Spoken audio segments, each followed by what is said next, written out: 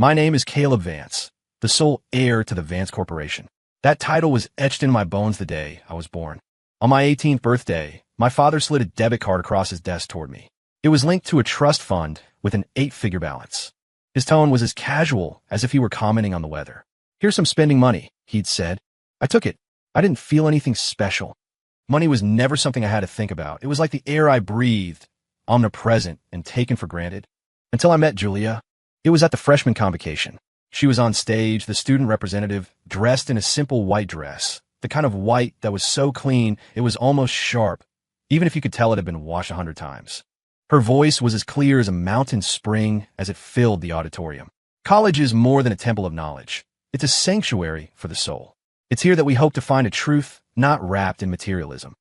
Most of the students around me were scrolling through their phones or whispering about the latest luxury drop. I should have been one of them, but for some reason, I listened to her entire speech. "What a phony," sneered Mason Hayes, my childhood friend and the son of a real estate mogul, from the seat next to me. I didn't answer, my eyes following that white dress as she walked off the stage. There was something about the way she walked, her back ramrod straight, as if no storm could ever bend her. I later learned her name was Julia Reed, an English major. Her parents were high school teachers. I started pursuing her with every tool in my arsenal. I'd be waiting outside her lecture hall every day with a bouquet of Ecuadorian roses so large it nearly hid her. I booked out an entire 3-Michelin-star restaurant just to have dinner with her. For her birthday, I had a helicopter descend over the campus athletic field, a 60-foot banner unfurling behind it. "Julia, be my girlfriend." She turned me down again and again. The reason was always the same. "Caleb, we're from different worlds." "Then tell me what the same world looks like," I finally asked, my patience wearing thin. She looked me dead in the eye, her expression completely serious. "A world where you don't have to use money to prove you love someone." I laughed. I found her naivete charming. Money wasn't a tool for proving anything. It was just my life. The turning point came on a rainy night. I'd waited for her outside the library until 10. I saw her walk out, clutching a stack of books without an umbrella. The rain quickly soaked her white shirt, outlining the sharp blades of her shoulders. I drove my car slowly behind her and rolled down the window. "Get in. I'll drive you back to your dorm." She shook her head and kept walking. I finally pulled over, got out of the car, and grabbed her by the wrist. "Do you hate me that much?" Rain dripped from the ends of her hair, and her eyes seemed to burn in the darkness. "I don't hate you, Caleb. I hate the way you treat the world.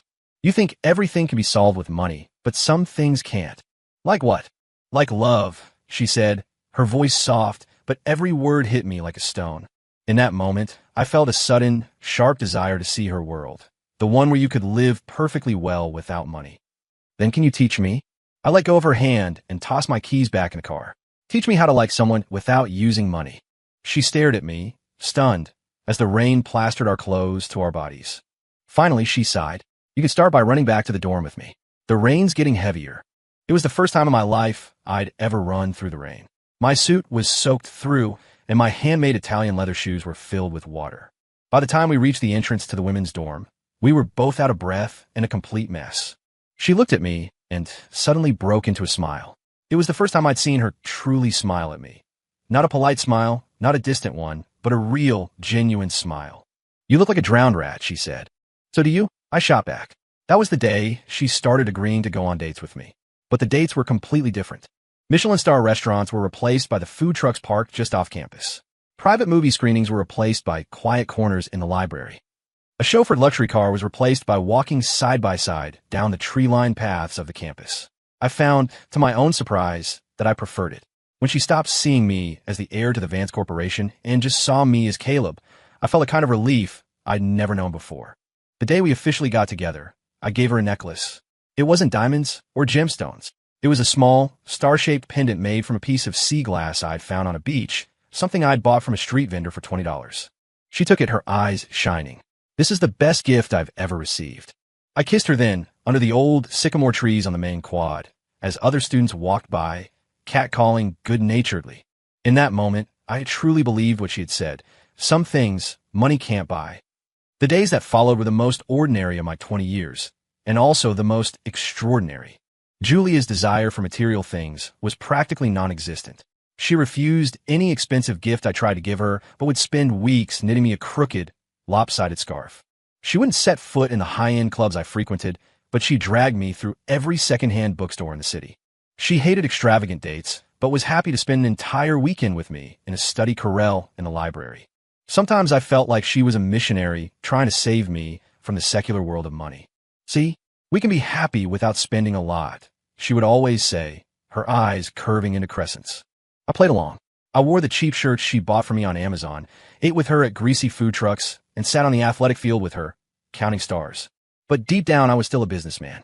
I would subconsciously calculate the cost-benefit of everything, including our relationship.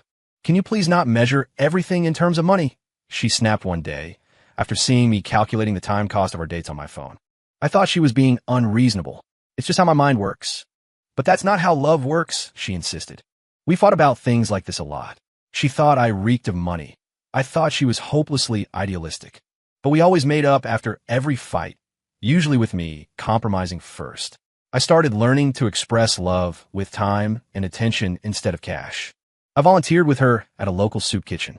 For her birthday, I cooked her a dinner that was so terrible it was almost inedible. She cried, saying it was the happiest birthday she'd ever had. When junior year started, my father officially brought me into the core business of the corporation. I became incredibly busy, and the time I could spend with her dwindled. As an apology, I gave her a supplementary credit card. She refused it. Love doesn't need to be compensated for. It's not compensation. It's security, something I want to give you, I said. Security? She laughed. You think money can secure love? We had another fight. In the end, she reluctantly took the card but told me she would never use it. When I checked the statements later, however, I found that she had. And not infrequently. Clothes, salon appointments, even an expensive floral arrangement class. I didn't confront her. I even felt a little relieved. She was finally bending to reality. The decision to get engaged was sudden. My father said that if I was serious about Julia, I should lock it down sooner rather than later to avoid any complications. I knew what he meant. A family like Julia's would never normally have been considered for the Van Cess.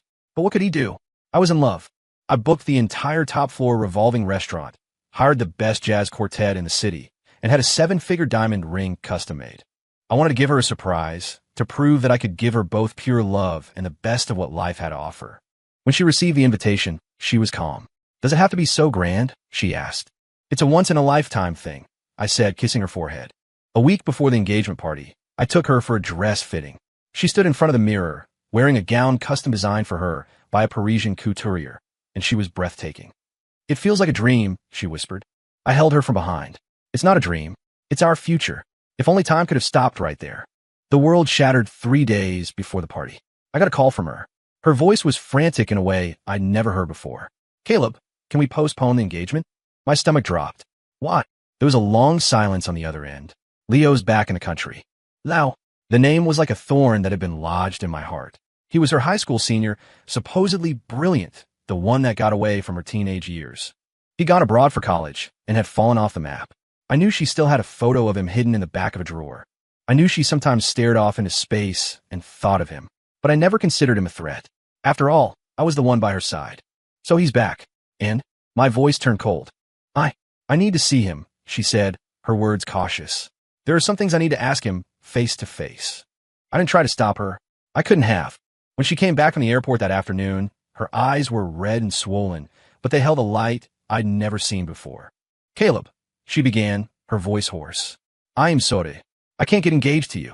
I laughed, feeling like I was in a nightmare. What did you just say? Leo. He's been in love with me this whole time. He went abroad because of a family crisis. He didn't want to drag me down. Now he's back, and he said he regrets it. She was rambling, but her meaning was crystal clear. I felt the entire world spin. So I choose him. She looked down, unable to meet my eyes. Love shouldn't be a compromise, right? In that instant, 20-plus years of civilized upbringing evaporated.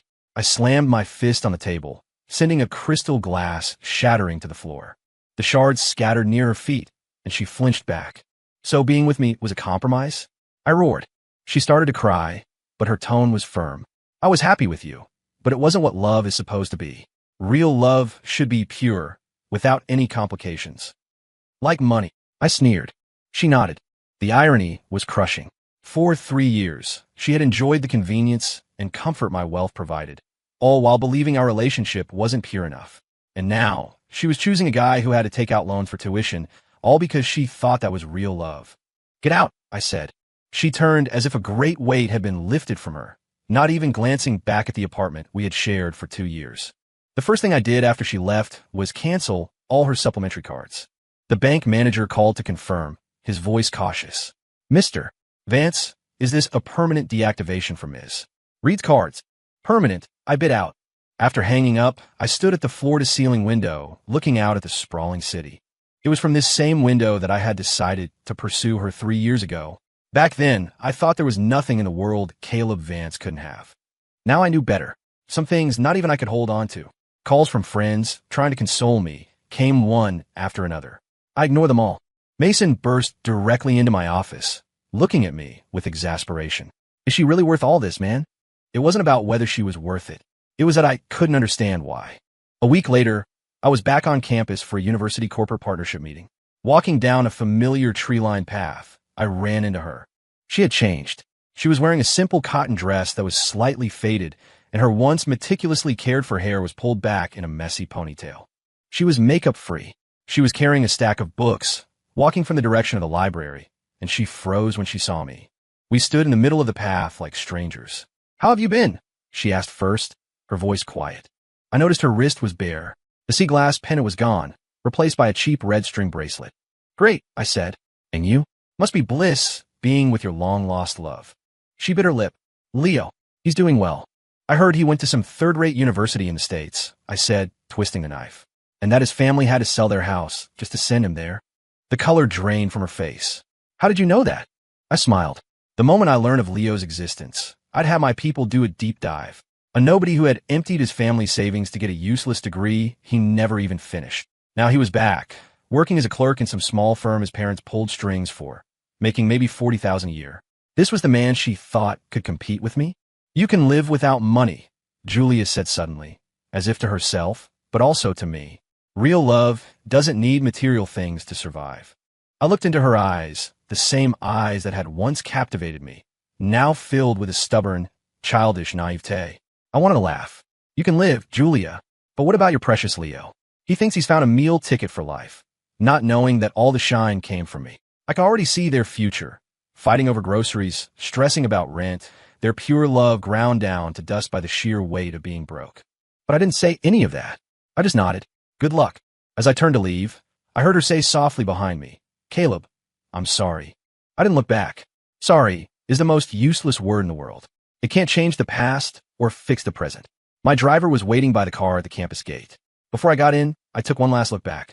Julia was still standing there, clutching her books, a thin, solitary figure against the afternoon sun. For a second, I remembered a summer day during our junior year. We had gone to the coast to watch the sunrise. She had leaned her head on my shoulder and said that when we were old, we should watch the sunrise and sunset together every day. Will you still love me then? She had asked. Always. I had answered without a moment's hesitation. She had smiled, her eyes brighter than the rising sun. Now, the sun was the same, but we were not. A few days later, I was stuck in rush hour traffic on a familiar street. My driver, Frank, was muttering about the gridlock while I rubbed my temples, exhausted from days of intense merger negotiations. I glanced out the window and saw an unexpected sight. Julia. She was sitting at a grimy table at a taco truck we'd been to a few times. The plastic chairs were low and greasy, and a single, dim bulb overhead attracted a swarm of late summer moths. Sitting across from her was the man, Leo Carter. I'd seen his picture. He was thinner in person, wearing a shirt that wasn't quite properly ironed. A look of anticipation on his face quickly soured into obvious disappointment. I told Frank to pull over. With the window halfway down, the city noise and snippets of their conversation drifted in. This is it. Leo's voice was laced with disbelief as he looked around, his brow furrowed. I thought you had money. Why are you taking me to a place like this? The contempt in his voice was palpable. Julia's shoulders tensed. I could see her hands clench in her lap. Her voice was low, laced with embarrassment. The food is actually really good here. We used to... Leo cut her off impatiently, his tone magnanimous. Whatever. I am hungry. I guess I can rough it for once. Julia said nothing more, just quietly passed him a menu. The meal was silent and awkward. Leo ate quickly, barely looking up, occasionally wiping the already clean table with a napkin. Julia took small bites, glancing at him from time to time with a pleading, anxious look, only to be met with a distracted nod. When they finished, Leo stood up almost immediately. "Let's go. I have work early tomorrow." He didn't even offer to walk her back to campus. They exchanged a few quiet words by the truck and then walked off in opposite directions. It was clearly not a happy parting. Julia stood alone under the dim light, which highlighted her thin shoulders. Her head was bowed, and she didn't move for a long time. On a strange impulse, I got out of the car. My footsteps were lost in the noise of the night market, but she still looked up as if startled. When she saw it was me, a flash of panic crossed her face, quickly replaced by that familiar, stubborn pride. I walked up to her. The air was thick with the smell of grilled meat and the humid summer heat. I glanced in the direction Leo had disappeared, then looked back at her. My voice was calm, but sharp with a sarcasm I didn't bother to hide. "Is this it? The pure love you wanted? The noble love, untainted by materialism?" Julia's face went white. Her lips moved, but no words came out. Then, she forced herself to meet my gaze, repeating the words from that day, though her voice was shaky. "You wouldn't understand." "You're right, I don't," I said, a humorless smile twisting my lips. "I don't understand why someone would give up a comfortable life just to experience this. This purity of being looked down on." I stressed the last word. She whipped her head away, her voice trembling. "It was my choice. At least this way, I don't feel like I owe you anything. I don't have to feel like all those good times were stolen or borrowed." So that's how she saw it. Our time together, what I had thought were sweet memories, had been a burden to her, a debt. I looked at her profile, at the brave face she was trying so hard to maintain, and suddenly felt tired. There was no point in arguing. She was the star of her own tragic romance, deaf to the voice of reality. "I hope your choice is worth every plain bagel you'll have to eat," I said, then turned and got back in the car. In the rearview mirror, her figure grew smaller and smaller in the hazy glow of the streetlights, until she was finally swallowed by the crowd. I thought that after our unpleasant encounter, Julia and I would finally go our separate ways. But a few days later, as I was mindlessly scrolling through Instagram, a post stopped me cold. It was from Julia, a carefully composed photo of an elaborate Japanese dinner. Sashimi, sushi, tempura, it looked expensive. The caption was just a sun emoji, an attempt to project a casual, contented vibe. I recognized the restaurant. Dinner for one that would run you at least $200. For the old her, or for me, that was nothing. But for a college student who had cut off her only source of funds, relying on a meager allowance from her parents and whatever she could make from part-time jobs, it was an extravagant, almost impossible expense. A flicker of confusion went through me. How could she possibly afford that? Did Leo pay? Based on what I knew, Leo's salary barely covered his own expenses in the city. He wasn't in a position to be so generous. In the following days, I occasionally saw Julia post pictures of things she'd bought for Leo, a shirt from a mid-range designer brand, a new pair of sneakers. They weren't top-tier luxury, but together they represented a significant amount of money. On her Instagram feed, she seemed to be deeply immersed in the sweetness of a new relationship, using these material details to paint a picture of a decent and happy life. But then, one afternoon after meeting a client at a club near the university, I took a shortcut through campus and saw a different reality. It was lunchtime, and the cafeteria was buzzing with students. Julia was sitting alone at a table by the window. In front of her was nothing but a plain bagel and a cup of free hot water. She ate slowly, taking small bites of the bagel, occasionally sipping the water, her gaze fixed on something outside the window.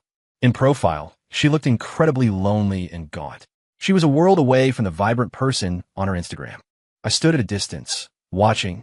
The strange feeling I'd had grew stronger. She was desperately trying to project a lifestyle she didn't have, both to Leo and to the world. The sushi dinner, the gifts, and the girl in front of me, eating a dry bagel, created a stark and ironic contrast. There was something else going on. A bad feeling started to form in the pit of my stomach. 3 months later, late one night, after a long video conference with our European office, my phone started vibrating uncontrollably. It wasn't a call, but a continuous stream of text alerts. I frowned and picked it up. The texts were all from unknown numbers, but the content was sickeningly similar, the language crude. Julia Reed, pay what you owe? If you don't pay up, we're contacting your school and your parents. Ms. Reed, your loan is severely delinquent. Please remit payment immediately, or we will pursue legal action. Julia, final warning. If we don't see the money by 5 p.m. today, you'll be sorry. There were dozens of them, an avalanche of collection notices. It looked like a payday lender was carpet bombing her entire contact list. Had she really gotten herself into this kind of trouble? After the initial shock, I called my assistant and told him to look into it. The Julia I knew didn't seem like the type to get involved with online loan sharks. The report came back quickly. It was simple and horrifying. To maintain her respectable image in front of her precious Leo, to pay for the dates and gifts that were far beyond her means, Julia had not only maxed out every credit card in her name, but had also taken out loans from multiple high-interest online lenders. With the insane interest rates, the debt had snowballed into what, for her, was an astronomical sum. The most laughable and tragic part was that Leo seemed completely oblivious to her sacrifices. In fact, he had started complaining that she was getting cheap, that she wasn't as generous as she had been at the start. He probably still thought she was just a somewhat frugal rich girl. He had no idea that to feed his pathetic vanity, she had buried herself in debt and was surviving on plain bagels in the cafeteria. Leaning back in my chair, I stared at the report my assistant had sent. I felt a complex mix of emotions. Anger at her foolishness, amusement at a reality more absurd than any drama, and deep down, a flicker of dark satisfaction. Life moved on, my days filled with meetings, negotiations, and corporate dinners. I would occasionally piece together fragments of Julia's life from things I overheard or from her now silent social media. She seemed to be sinking into quicksand, and the more she struggled, the deeper she sank. I heard that because she was working so many part-time jobs and was mentally exhausted, she had started skipping classes. Her once solid grades plummeted, and she was failing several of her core major courses. The academic probation notice was probably harder for her to face than the collection calls, especially with her salt-of-the-earth academic parents. She was like a spinning top, frantically running between jobs, tutoring, waitressing, working to register at a convenience store. But the meager hourly wages were a drop in the bucket against the compounding interest of her debts. The hole wasn't just not being filled, it was getting bigger. Tragically, even in this state, she hadn't woken up. Or perhaps she was in too deep to get out. To maintain that crumbling facade for Leo, she was still robbing Peter to pay Paul, taking out new loans to afford the next decent date, to buy the next gift that might earn her a smile. It was a desperate, vicious cycle. One weekend evening, I was driving through a commercial street behind the university. It was a bustling area and known for its cheap goods and street food. Amid the chaos, I caught sight of a familiar figure. Julia. She was squatting on the sidewalk, a piece of old cloth spread out in front of her. On it were a few scattered items for sale: hair clips, phone cases, socks. Her head was bowed, her long, unkempt hair hiding her face as she clumsily arranged her meager inventory. When a student stopped to look, she would quickly raise her head, forcing a hopeful, pleading smile, and quietly quote a price. That smile held none of her former pride or idealism, only the weary, humbled look of someone beaten down by life. I parked nearby and just watched. The evening breeze pushed her bangs back, revealing a gaunt face and dark circles under her eyes. The idealist who once claimed, "You can live without money," was now hawking cheap trinkets on a street corner, enduring the wind and the critical glances of strangers, all for a few dollars. She must have felt my gaze because she suddenly looked up, her eyes cutting through the crowd and landing directly on me in the car. The moment our eyes met, she froze. Her eyes quickly turned red, filling with a storm of complex emotions: shame, grievance, and maybe, for a fleeting second, a silent plea for help. I got out of the car and walked over to her makeshift stall. The smell of cheap plastic and fried food filled the air. I looked at her reddened eyes and asked the question that had been lingering in my mind for months. "Do you regret it?" Julia quickly looked down, blinking hard to force back the tears. When she looked up again, her face wore that familiar mask of stubbornness, though it looked incredibly fragile now. She forced a weak smile, her voice hoarse but defiant. "Regret what? I'm doing okay." "Doing okay?" I repeated, my gaze sweeping over the few dozen dollars worth of merchandise at her feet, over her faded jeans and worn-out canvas shoes. She didn't answer, just stubbornly turned her face away, refusing to look at me. The HR department sent a batch of resumes for entry-level positions to my desk for review. In the list of applicants for a security guard position, I saw a name that jumped out at me: Leo Carter. In his photo, he had a forced look of seriousness. The resume itself was pathetic. His time studying abroad was vaguely glossed over. It seemed the glow of being her one that got away didn't do much for him in the actual job market. Without a moment's hesitation, I picked up the intercom and called the director of HR. "That applicant for the security position, Leo Carter. Reject him. No explanation given. None needed." It was the simplest, most direct expression of power. I didn't expect that the next day, Julia would be waiting in the lobby of my building. She got the front desk to call up to my office, her voice tight with suppressed rage, demanding to see me. She burst into my office, ignoring my secretary's attempts to stop her. Her face was pale, but her eyes were wide with fury. Caleb, was it you? Did you get the company to reject Leo? How could you be so selfish, so petty? I sat behind my massive desk, calmly watching her tremble with anger. The company has its hiring standards, I said coolly. If someone isn't qualified, they're rejected. Not qualified? What kind of high standard is there for a security guard? You're just getting revenge, she accused. I couldn't be bothered to argue. I pressed the intercom. Please escort our guest out. Seeing my indifference, Julia suddenly became frantic. She rushed to my desk, leaning on it with both hands, staring at me. Her tone suddenly shifted, becoming soft and probing. Caleb, are you doing this because you still love me? I frowned, caught off guard by the absurd turn. Before I could respond, she clung to it like a lifeline, speaking in a rush. I'm telling you, Leo and we're not officially together. Nothing's happened. If you still want to marry me, you can help me pay off my debts and we could consider getting back together. Her words were a desperate, transactional mess. The pure love she had once treasured was now a bargaining chip. I looked at her and started to laugh. Julia, I said, leaning back in my chair, my eyes sharp. Are you kidding me? My laughter made her face flush red, then turn pale. Her eyes darted around, unable to meet mine. For money, you'd give up your great love? Then what exactly were you chasing when you threw me away? I asked, each word a lash against her already shredded pride. She opened her mouth, but nothing came out. She turned and fled my office in humiliation. After that disastrous conversation, I thought Julia would finally leave me alone, but the bigger spectacle was yet to come. Maybe the debt collectors finally got Leo's number, or maybe Julia, at the end of her rope, confessed everything and asked for his help. Whatever the reason, the facade she had so painstakingly maintained was finally, brutally torn down. A comical and pathetic breakup played out for all to see on social media. It started with Leo posting a passive-aggressive Instagram story. Unbelievable. If you're broke, don't pretend to be a big shot. Disgusting. He didn't name names, but given his recent company, the target was obvious. Then, either triggered by his post, or just completely broken by the shattered illusion, Julia fired back in the comments. I'm disgusting? Who was I borrowing that money for? Who was I eating plain bagels for? What do you ever do except take? Leo immediately shot back. Did I ask you to take out high-interest loans? That's your own vanity. Don't blame me. If I'd known you were the type to fake it, I never would have wasted my time on you. They went back and forth, airing all their dirty laundry in a public forum where all their mutual friends could see.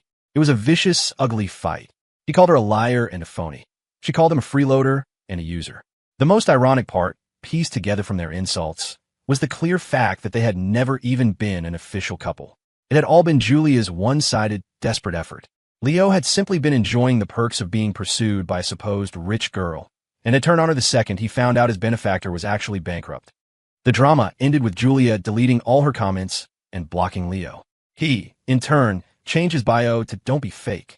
The fairy tale love story Julia had constructed, the purity she had gone into debt and ruined her academic career for, had collapsed in the most humiliating, undignified way possible. All that was left was a mountain of debt, a life in ruins, and a reputation as a laughingstock.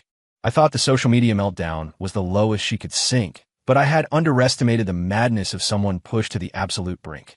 One ordinary afternoon, I was in a board meeting listening to a critical project report when a commotion erupted outside. The doors to the conference room were thrown open, and a figure burst in. It was Julia. She was wearing a white wedding dress. It was ill-fitting and slightly dirty, looking like something she'd rented from a cheap photo studio or bought secondhand.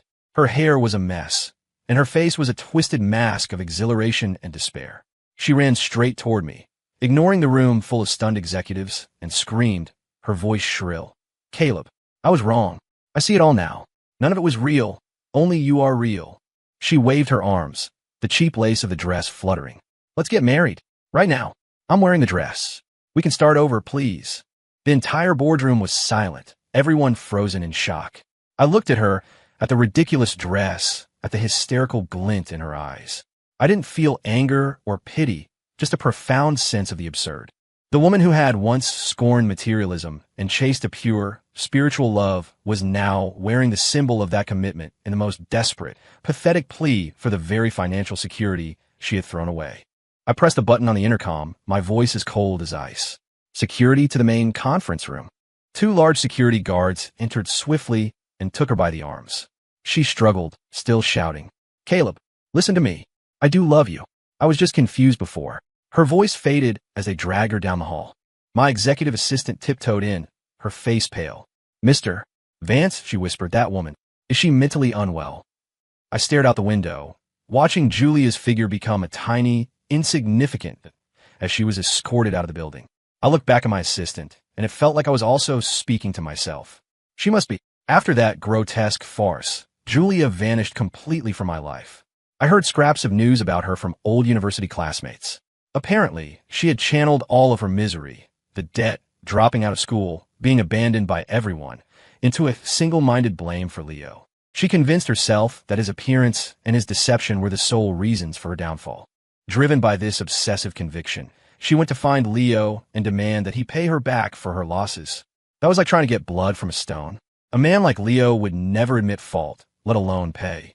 I heard they got into a violent argument. In the process, Leo beat her. Viciously. He beat her so badly, she ended up in the hospital.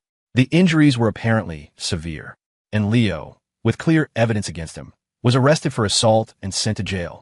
A twisted relationship that had never even officially begun ended in a mutually destructive implosion, one in a hospital bed, the other in a prison cell. Lying in that hospital bed, Julia sent me one last long text message. Maybe it was genuine remorse, or maybe it was just the last move of a desperate player with no options left. In the message, she detailed how Leo had attacked her, how cruel he was, claiming she finally saw him for who he was and that she hated him. At the very end, she asked, timidly, with a pathetic sliver of hope, "Caleb, it's all over now. Can we start again?" I stared at the words on the screen, picturing her typing them from her hospital bed. I felt nothing, not even scorn. It was like watching the foregone conclusion of a tragedy that had nothing to do with me. I didn't reply. I deleted the message and blocked her number. The moment she had canceled our engagement for her long-lost love, any possibility between us had been permanently severed. Time passed. College became a distant memory. I graduated, seamlessly took over the family business, and grew more seasoned and formidable in the corporate world. I was never without female companionship, usually bright, beautiful models, and socialites who understood the rules of the game. It was mutually beneficial and refreshingly simple.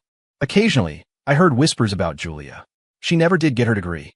After dropping out, burdened by debt, and lacking any real skills or qualifications, she was struggling at the bottom rung of society. Her life had lost any chance of comeback. One evening, I was leaving an exclusive club with 2 young actresses I had just signed to an endorsement deal. They were stunning, one on each arm, laughing and chatting as we walked to the car. As my driver pulled up, my eyes drifted to the street corner. A frail figure was hunched over, digging through a public trash can for plastic bottles and cardboard. She wore dirty, oversized clothes, and her hair was greasy and matted. In the dim glow of the streetlight, her profile looked aged and numb. It was Julia. She saw me at the same moment. As our eyes met, she froze, as if struck by lightning. Her gaze shifted from me to the glamorous women at my side, their designer logos catching the light, and then back to my own calm, composed demeanor. The whole scene was a tableau of everything she had lost. Her lips began to tremble violently. Her eyes filled with an indescribable mix of shock, regret, jealousy, and utter despair. Finally, all those emotions erupted in a gut-wrenching sob. She collapsed onto the sidewalk, oblivious to the stares of passers-by, and wept, a raw, agonized sound, as if she were trying to expel her very soul. All of this luxury, this stability, it had all been within her grasp, and she, with her own 2 hands, had destroyed it. I watched her for a few seconds, then pulled a few $100 bills from my wallet. I walked over and placed them on the ground next to her tattered bag of recyclables. "Get something to eat," I said. My voice was even, devoid of pity or mockery, the same tone I would use for any homeless person on the street. Julia looked up, her face streaked with tears, and stared at me. Her voice choked out one last, desperate question. "Caleb, do you still hate me?" I looked down at her and shook my head, my voice quiet but clear. "No, I'm grateful to you." As she stared at me in confusion, I continued. Thank you for teaching me how important money is. It might not be able to buy that pure love you were looking for, but at the very least, it allows a person to live with dignity. With that, I turned and walked toward my waiting car and my beautiful companions. I did not look back. The night swallowed her cries, just as it had swallowed a past that was already long buried.